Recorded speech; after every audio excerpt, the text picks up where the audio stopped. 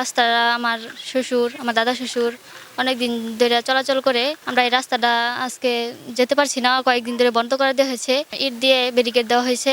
বাচ্চারা স্কুলে যেতে পারছে না, বা একটা অসুস্থ মানুষ যদি অসুস্থ হয় আমরা একটা গাড়ি নিয়ে এসে যে যাবো কোনোখানে যাবার পাইতেছি না। আমরা দ্রুত এই রাস্তাটার জন্য যে সরকারের কাছে বা আমাদের জামালপুর ডিস্ট্রিক্টের যত আছে আমরা চাইছি রাস্তাটা যাতে দ্রুত আমাদের একটা সমাধান করে দেয়। রাস্তাটি 200 বছর 100 বছর আগে থেকেই অনেক ময়মুরব্বী এই রাস্তা দিয়ে চলাচল করতো। আমাদের বাড়ির একান্ত রাস্তা ছিল সেটাই, এবং এখন একজন মানুষ মৃত্যুবরণ করলে যে লাশটা এখান থেকে বের করব, তারপরে এই ব্যবস্থাটা নাই। এই অবস্থায় তারা ইটের ব্যারিকেড দিয়ে রাস্তাটা ব্লক করে দেয়। আমরা বারবার অনুরোধ কাকুতি মিনতি করা সত্ত্বেও তারা প্রত্যাখ্যান করে, এবং একটি দরবারের আয়োজন করা হয় গ্রাম্য সালিশের।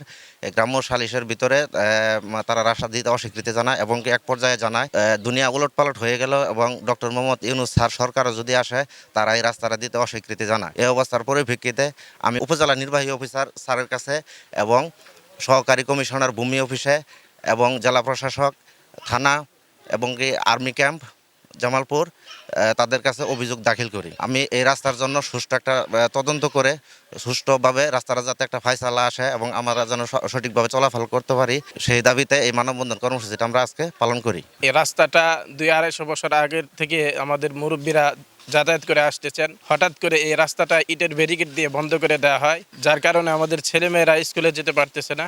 সরকারের কাছে আমাদের আকুল আবেদন, আমাদের রাস্তার দরকার, আমরা যেন রাস্তা পাই, আমাদের রাস্তার একটা সুরাহা করা দরকার।